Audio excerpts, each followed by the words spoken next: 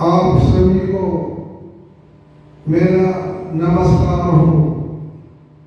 अभी तक मैंने आपको संतों के स्वभाव के बारे में बताया। इससे पहले ब्रह्म राम के बारे में बताया और अब मैं आपको कृष्ण भगवान ब्रह्म कैसे हैं उसके बारे में बताने जा रहा हूं। इसे कहते हैं भूमा पुरुष। भूमा पुरुष ही ब्रह्म है जो हमारे जगत को सारा संचालन कर रहे हैं। यह मैंने प्रसंग श्रीमद् भागवत पुराण से 89 अध्याय से लिया गया है। इसे आप बड़े ध्यान से सुनाना। जितने भी हमारे भागवत कथा कहते हैं, मैंने अभी तक किसी से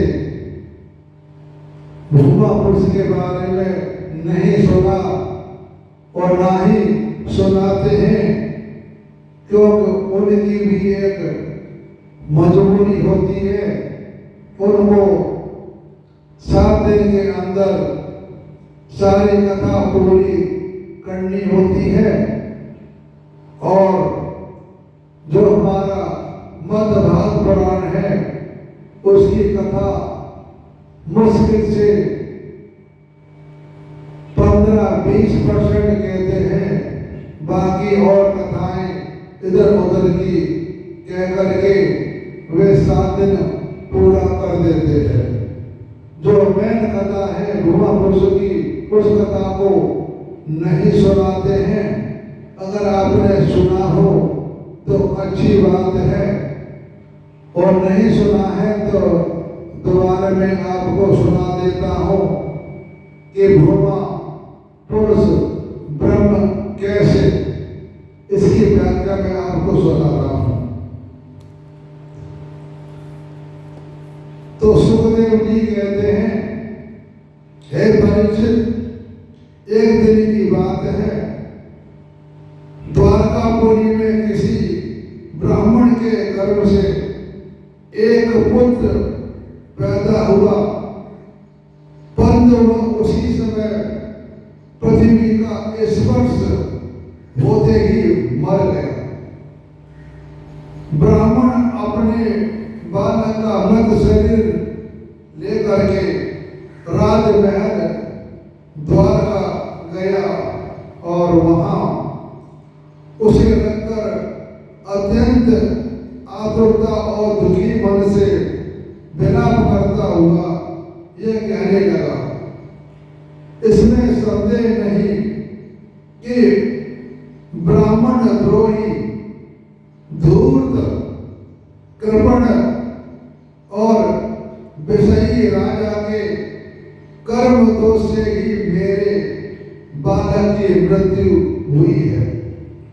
जो राजा हिंसपरायण, दोषी और अतिथि होता है, जो राजा सही राज्य करता है और उसे राजा मानकर सेवा करने वाली प्रजा दरिद्री होकर दुख पर दुख भोगती रहती है और उसके सामने संकट पर संकट आते रहते हैं। परीक्षित, इस प्रकार अपनी दूसरे और तीसरे बालक को भी पैदा होते ही मर जाने पर वो ब्राह्मण लड़कियों की लाश राजमहल के दरवाजे पर डाल गया।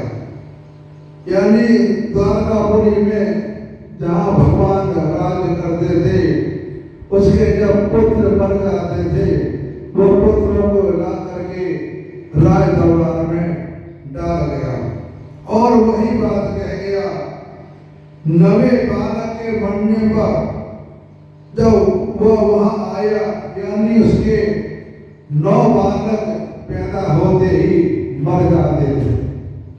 उस समय भगवान श्री कृष्ण के पास अर्जुन बैठे हुए थे।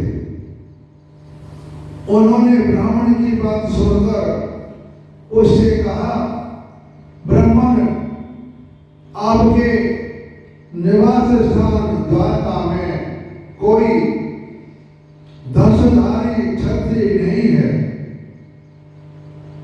तो मालूम होता है कि ये यदुवंशी ब्राह्मण है और प्रजा पालन का परित्याग करके किसी यज्ञ में बैठे हुए हैं, जिससे राज्य में धन, स्त्री अथवा पुत्रों से वियुक्त होकर ब्राह्मण दुखी होते हैं, यानी ब्राह्मण दुखी रह रहे हैं। वे क्षत्रिय नहीं हैं। क्षत्रिय के वेश में पेट पालने वाले नट हैं, उनका जीवन बेकार है। भगवान, मैं समझता हूं कि आप स्त्री पुरुष अपने पुत्रों की मृत्यु से दोनों हो रहे हैं। मैं आपकी संतान की रक्षा करूंगा। यदि मैं अपनी प्रतिज्ञा पूरी न कर सका तो आग में कूदकर जल मरूंगा और इस प्रकार पाप का प्रायश्चित हो जाएगा। यह बात अर्जुन ने कहा कि मैं बड़ा धनुषधारी हूं, मैं आपकी बेटी की रक्षा करूंगा।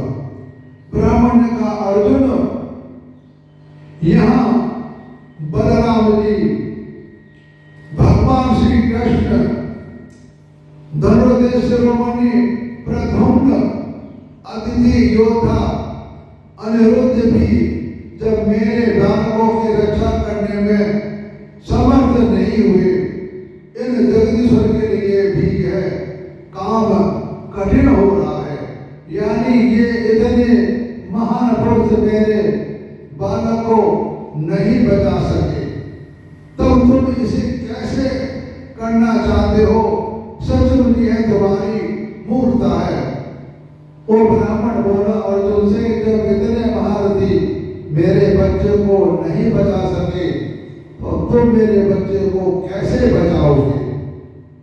तो अर्जुन ने कहा, ब्राह्मण, मैं बलराम श्री कृष्ण अथवा प्रथम नहीं हूं, मैं हूं अर्जुन, जिसका गांडीव नामक धनुष विश्व विख्यात है। ब्राह्मण देवता, आप मेरे बल पौरुष का तिरस्कार मत कीजिए। आप जानते नहीं, मैं अपने पराक्रम से भगवान शंकर को संतुष्ट कर चुका हूं। भगवान, मैं आपसे अधिक क्या कहूं? मैं युद्ध में साक्षात मृत्यु को भी जीतकर आपकी संतान ला दूंगा। ये अर्जुन कह रहे हैं। तो परीक्षित, जब अर्जुन ने उस ब्राह्मण को इस प्रकार विश्वास दिलाया, तब वह लोगों से उनके बल पौरुष का बखान करता हुआ बड़ी प्रसन्नता से अपने घर लौट गया। प्रसव का समय निकट आने पर ब्राह्मण आतुर होकर अर्जुन के पास आया और कहने लगा, इस बात पर मेरे बच्चे को मृत्यु से बचा लो। यह सुनकर अर्जुन ने शुद्ध जल से आचमन किया तथा भगवान शंकर को नमस्कार किया, फिर दिव्य अस्त्रों का स्मरण किया, यानी याद किया, और गांडीव धनुष डोरी चढ़ाकर उसे हाथ में ले लिया। अर्जुन ने बाणों को अनेक प्रकार से अष्ट मंत्रों को अभिमंत्रित करके पृथ्वी ग्रह के चारों ओर से घेर लिया। जहां बच्चा पैदा होने वाला था उस घर के चारों तरफ से बाणों से घेर दिया, बाणों का एक पिंजरा सा बना दिया, हमारे चारों तरफ बाणों से पूरा घेर करके बंद कर दिया। इसके बाद ब्राह्मणी के गर्भ से एक बच्चा पैदा हुआ जो बार बार रो रहा था, परंतु देखते ही देखते वह सशरीर आकाश में अंतर्धान हो गया। अब वो ब्राह्मण भगवान श्री कृष्ण के सामने ही अर्जुन की निंदा करने लगा। वह बोला, मेरी मूर्खता तो देखो, मैंने इस नपुंसक को डींग भरी बातों पर विश्वास कर लिया, इसे बड़ी डींग मारी थी कि मैं तुम्हारे बच्चे को बचा दूंगा और मेरा बच्चा पैदा होते ही सशरीर आकाश में चला गया। भला जिसे प्रद्युम्न, अनिरुद्ध, यहाँ तक कि बलराम और भगवान श्री कृष्ण भी न बचा सके, उसकी रक्षा करने में और कौन समर्थ है? मिथ्यावादी अर्जुन ने को धिक्कार है। अपनी बड़ाई करने वाले अर्जुन के धनुष की धिक्कार है। इसकी दुर्गंधी तो देखो, यह मूर्खावश उस बालक को लौटा लाना चाहता है जैसे प्रारब्ध ने हमसे अलग कर दिया है। जब वो ब्राह्मण इस प्रकार उन्हें भला बुरा कहने लगा, तब अर्जुन योग बल से तत्काल यानी उसी समय शिवपुरी गए। वहां भगवान यमराज निवास करते हैं। वहां उन्हें ब्राह्मण का बालक नहीं मिला, यानी वो हर जगह घूमते रहे लेकिन उन्हें ब्राह्मण का बालक कहीं नहीं मिला।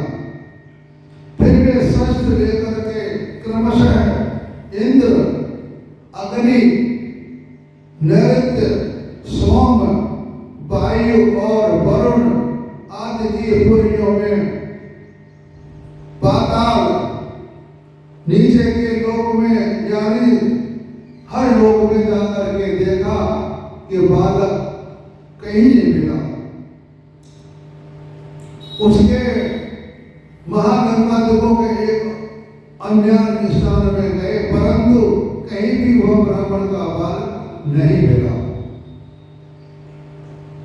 उनकी प्रतिज्ञा पूरी न हो सकी।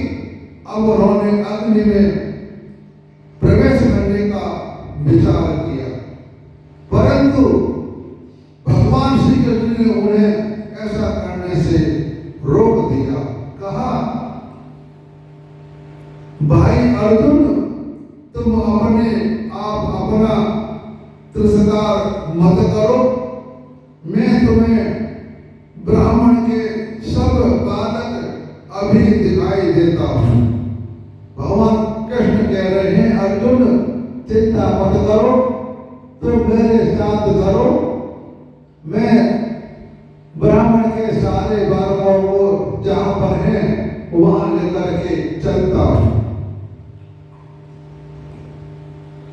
आज जो लोग तुम्हारी निंदा कर रहे हैं वे ही फिर हम लोगों की निर्मल कीर्ति की स्थापना करेंगे। सर्वशक्तिमान भगवान श्री कृष्ण ईश्वर का समझा बुझाकर अर्जुन को साथ अपने दिव्य रथ पर सवार हुए और पश्चिम दिशा को प्रस्थान किया।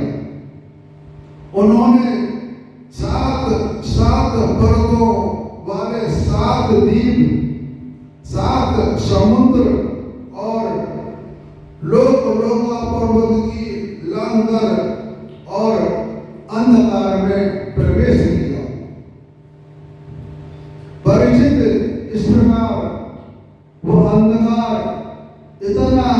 घोर था कि उसमें सैन्य सुग्रीव मेघपुष्प और वराह नाम के चारों घोड़े अपना मार्ग भूलकर इधर उधर भटकने लगे। यानी जब भगवान रथ लेकर के जाते हैं, इतना अंधकार था कि घोड़े भी रास्ता भूल गए, क्योंकि उन्हें कुछ दिखाई नहीं दे रहा था। तो ये सुन भी परमेश्वर भगवान श्री कृष्ण ने घोड़ों को यह दशा देखकर अपने सहस्र सूर्य के समान तेजस्वी चक्र को आगे चलने की आज्ञा दी। मतलब भगवान ने अपने सूर्य चक्र को आगे छोड़ दिया, वो प्रकाश कर दिया। उस प्रकाश को देख करके घोड़े दौड़ने लगे। उस समय ये ऐसा जान पड़ता था मानो भगवान राम का बाण धनुष से छूटकर राक्षसों की सेना में प्रवेश कर रहा हो। इस प्रकार सुदर्शन चक्र के द्वारा बतलाए हुए मार्ग में चलकर रथ अंधकार की अंतिम सीमा पर पहुंच गया। उस अंधकार पर सर्वश्रेष्ठ परिवार सहित व्यापक परम ज्योति जगमगा रही थी। जहां पर भगवान पहुंचे वहां बड़ा प्रकाश हो रहा था, चमक चौक बहुत ज्यादा थी। जैसे भगवान ने दुर्योधन के दरबार में अपना जो रूप दिखाया था, उस समय इतना तेज प्रकाश हो गया था कि सबकी आंखें मिच गई थी, किसी को कुछ नहीं दिखाई दे रहा था। उसे देखकर अर्जुन की आंखें मिच गई और उन्होंने विवश होकर के अपने नेत्र बंद कर दिए। जब ज्यादा तत्व हमारे सामने आती है तो हमारी आंखें अपने आप बंद हो जाती हैं। इसके बाद भगवान के रथ में दिव्य जल राशि में प्रवेश किया। राशि कहते हैं भेद, यानी उन्होंने समुद्र में प्रवेश किया। बड़ी तेजी आंधी चलने के कारण जल में बड़ी बड़ी तरंगें उड़ रही थी, जो बहुत ही भली मालूम होती थी। वहां एक सुंदर महल था, उसमें मणियों के सहस्र खंभे चमक कर उसकी शोभा बढ़ा रहे थे और उसके चारों ओर बड़ी उज्ज्वल ज्योति फैल रही थी। उसी महल में भगवान शेष जी विराजमान थे। उनका शरीर अत्यंत भयानक और अद्भुत था। उनके सहस्र सिर थे और प्रत्येक फण पर सुंदर सुंदर मणियां जगमगा रही थी। प्रत्येक सिर में दो दो नेत्र और बड़े ही भयंकर थे। उनका संपूर्ण शरीर कैलाश के समान श्वेत वर्ण का, कैलाश पर्वत एकदम श्वेत है और गला तथा जीभ नीले रंग की थी। उनका भगवान का गला और जीभ नीले रंग की थी। परिचित अर्जुन ने देखा कि शेष भगवान की सुखमयी शैया पर सर्वव्यापक महान प्रभावशाली परम पुरुषोत्तम भगवान विराजमान है। उनके शरीर की कांति वर्षाकालीन मेघ के समान श्यामल है यानी श्याम रंग की है। भगवान विष्णु और कृष्ण भगवान की मूर्ति श्यामल है। अत्यंत सुंदर पीला वस्त्र धारण किए हुए हैं। मुख पर प्रसन्नता खेल रही है और बड़े बड़े नेत्र बहुत ही शोभाने लगते हैं। बहुमूल्य मणियों को जटित मुकुट और कुंडल की कांति से सहस्रों घुमराली अलकें चमक रही हैं। लंबी लंबी सुंदर 8 भुजाएं हैं। गले में कौस्तुभ मणि है। वह 25 शिवस चिन्ह है और घुटनों तक वनमाला लटक रही है। अर्जुन ने देखा कि उसके नंद सुनंद आदि पार्षद चक्र सुदर्शन आदि अपने मूर्तिमान आयुध तथा पुष्टि श्री कीर्ति और अजय ये चारों शक्तियां एवं संपूर्ण रिद्धियां ब्रह्म आदि लोक पदार्थ के अधीश्वर भगवान की सेवा कर रहे हैं। परिचित भगवान श्री कृष्ण ने अपने ही स्वरूप मतलब भगवान कृष्ण ने ही अपने स्वरूप श्री अनंत भगवान को प्रणाम किया।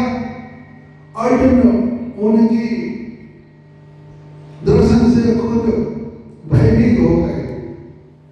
अर्जुन उनका रूप देख करके भयभीत हो गए। श्री कृष्ण के बाद उन्होंने भी उनको प्रणाम किया और दोनों हाथ जोड़कर खड़े हो गए।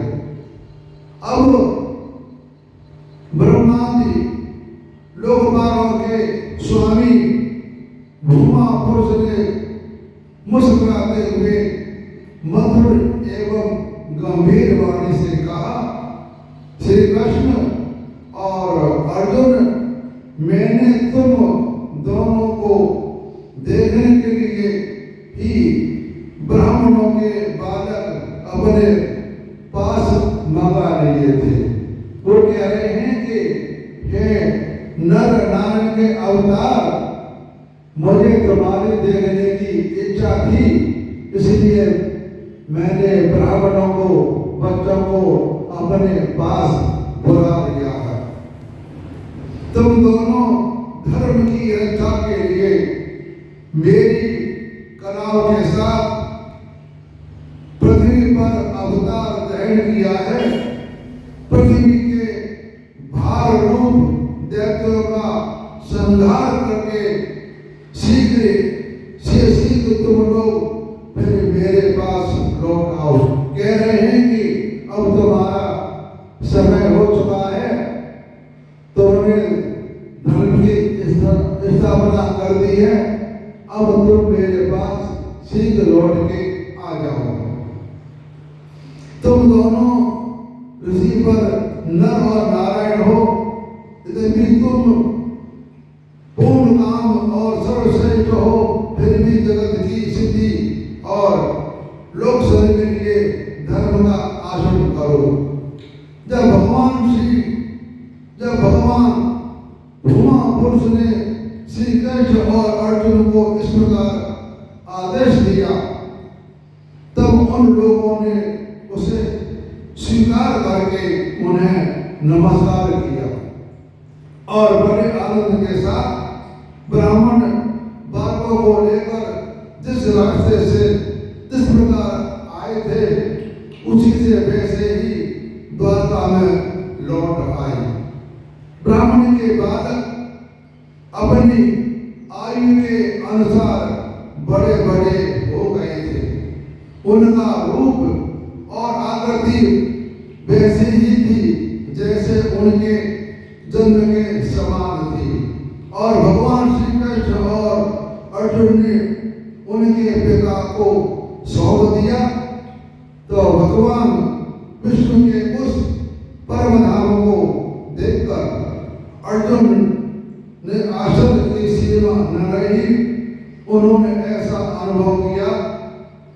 इस जीवन में जो कुछ बन पौरुष है वो सब भगवान श्री कृष्ण की कृपा का फल है। यानी अर्जुन कह रहे हैं कि जो भी हमारे अंदर जो शक्ति होती है वह शक्ति भगवान की दी हुई होती है। हमें अपने आप पर कभी घमंड नहीं करना चाहिए, क्योंकि उसका विधाता सर्वस्व होता है। जो कुछ करता करवाता है वो भगवान ही करवाता है। तो ऐसी भगवान और ऐसी अनेकों ऐश्वर्य और वीरता से परिपूर्ण लीलाएं की लोक दृष्टि में साधारण लोगों के समान संसारिक विषयों का भोग किया और बड़े बड़े महाराजाओं के समान श्रेष्ठ यज्ञ किए। तो भगवान श्री कृष्ण ने आदर्श महापुरुषों का सा आचरण करते हुए ब्राह्मण आदि समस्त प्रजा वर्गों के सारे मनोरथ पूर्ण किए।